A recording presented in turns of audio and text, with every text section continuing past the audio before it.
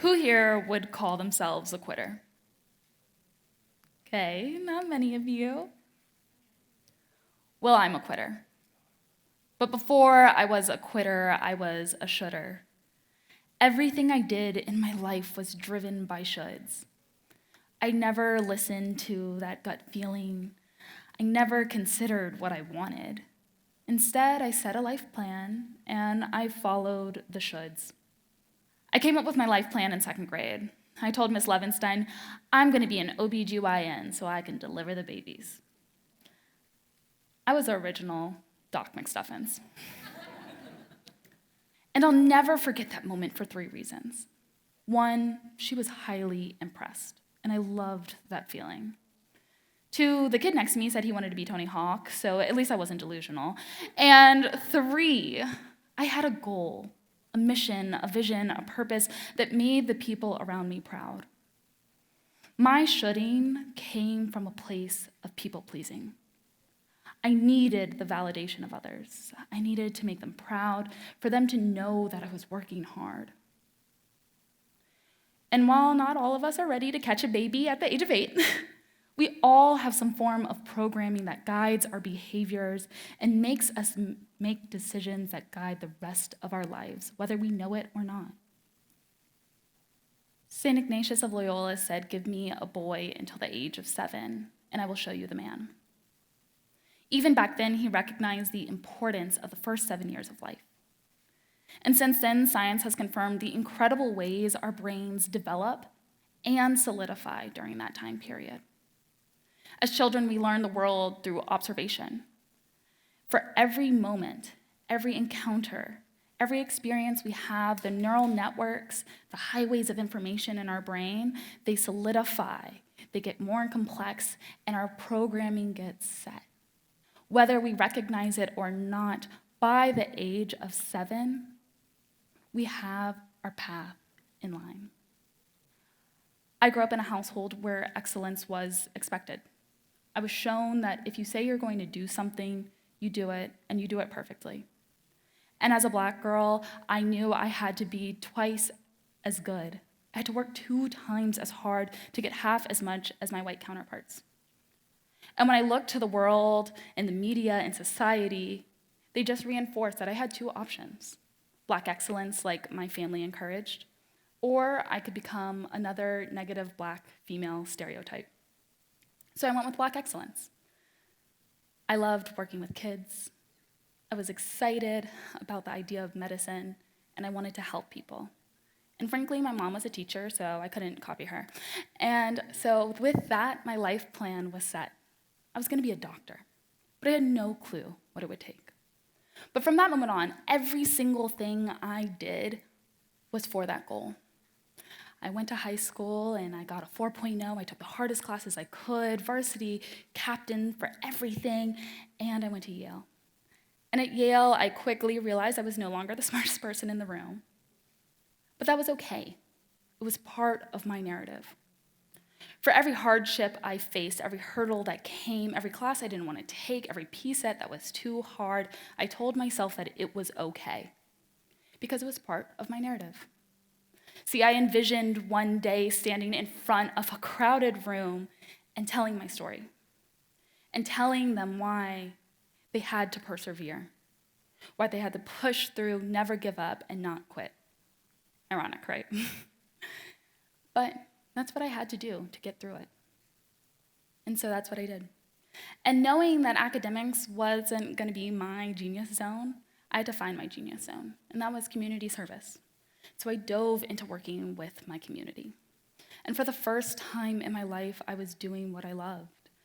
Instead of worrying about what I should be doing, spending all night in the library and pulling all-nighters and stressed about grades, I was doing what I wanted, and it felt great. But even in those moments of joy, I tried to justify it. I said, this still fits the narrative of being a doctor. A doctor should do thousands of hours of community service. And so I packaged my joy up into a neat little bow, and I made sure it fit. When I finished Yale, I went to grad school, and I stayed at Yale for the School of Public Health, and I loved it. And once again, I found another way to make sure the narrative fit. At grad school, I was thriving.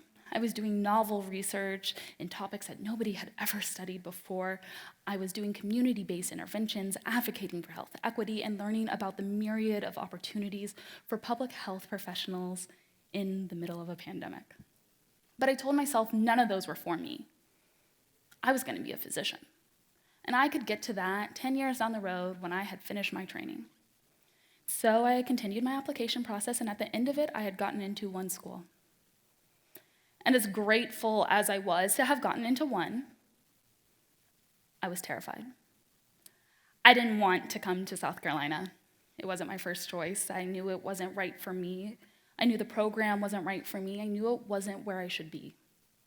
But instead of listening to that voice that was screaming inside of me to stop, I packed up my car with Duck, and we drove the 300+ miles from Connecticut to South Carolina.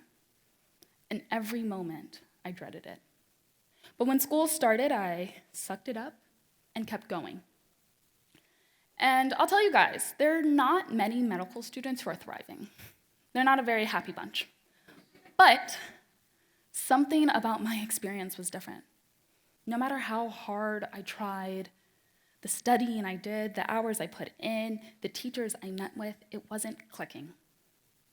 And so I failed. I'd never failed anything in my life before. But I failed class after class after class, and I failed myself. When I looked in the mirror, I no longer recognized who was in front of me. I'd gained 40 pounds. The light in my eyes had dimmed, and my passion had faded away. As a wellness coach, I had always preached about having your red flag system. This is a list of 3 behaviors that are critical to your well-being. Mine are waking up early, being social, and moving my body. And when you have your red flag system, what you know is that when 2 behaviors fall off, you're in a danger zone. You're starting to become unwell. But when all 3 fall off, you're often in a place that is so dark, it is hard to extract yourself from. All 3 of my flags were raised, but I didn't do anything because it was part of the story. I told myself I had to get through this because this is what it took. And I didn't suffer my misery in silence. People knew I wasn't doing well. But instead of listening to their concerns and listening to them ask if this is what I wanted, I became prideful. How dare they question me? How dare they question my path, my program, what I am supposed to do with my life? For every barrier I faced, I imagined myself like this guy. I would break through the wall, but instead of a beautiful landscape and feeling free, there would be another one. And another one, and another one, and another one, and another one. I was literally a GIF. And that's what our programming does. It puts us in these illogical loops of behavior that we can't extract ourselves from. Even though when we know it is not right, it is so difficult to break that programming. So the time came, and the year ended, and I found out I failed. And I had 3 options. I could repeat the year, I could quit, or I could take a leave of absence, reevaluate my life, and come back. So I did what I should do, and I repeated the year. And it wasn't much better. It was a little better, but not much. And the thing was, with every struggle, every barrier, I kept pushing through. We all come to a point in our life when we know that something is no longer serving us, where that struggle isn't worth it, when we realize it's not our struggle to bear. But going from knowing that to quitting is so difficult. It doesn't happen overnight. And so, even though I knew things weren't right for me, I pushed through. But my quitting did come. It didn't come overnight, like I said. Instead, it started in a hot yoga class. I had signed up for a 10-day pass, thinking I would finally reclaim that activity moment for me. And when I got there, I did 3 classes, and I said, okay, we're making it work. I hate yoga, but I'm gonna show up again. And I went to that 4th class. It was hot, and I wasn't sure if I was gonna pass out because of the smell of feet or the 95-degree room. And I realized I hated Warrior 2. And so when the instructor cued it for the millionth time, I gave up. I quit. I laid down, and I was embarrassed. And I was especially embarrassed when I realized that the woman behind me was doing this. There you go. And even though I was embarrassed and thinking she was watching me, I realized she wasn't. In that moment, as I lay there, listening to my body, hearing what I needed, the peace that flooded through me was the most beautiful thing I had experienced. And so I started to quit more and more and more. The way we deprogram ourselves is through repetition. Think about driving. You don't think about it. You get in the car and you go. You don't think about pressing the gas, you don't think about pressing the brake, turning the key, and going, right? You just drive. That's our subconscious mind working. That's that programming you've developed. But at some point, you had to learn how to drive. Your conscious mind had to go to work. And through repetition, time and time and time again, it became second nature. That's how we deprogram ourselves. We form new habits. So I made quitting a habit. I signed up for a half marathon, promptly quit training for it. I quit going to places I didn't want to be. I quit showing up for people who weren't showing up for myself. And I quit caring about that narrative.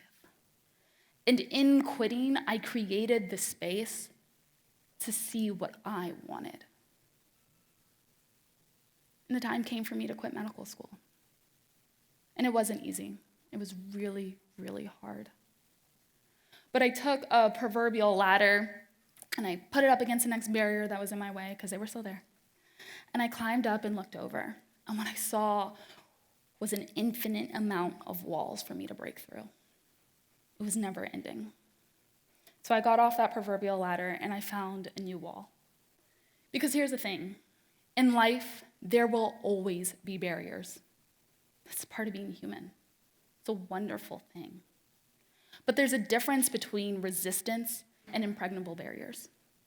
Resistance is the struggle and strife you go through because you want to and you can get through. Those make us stronger.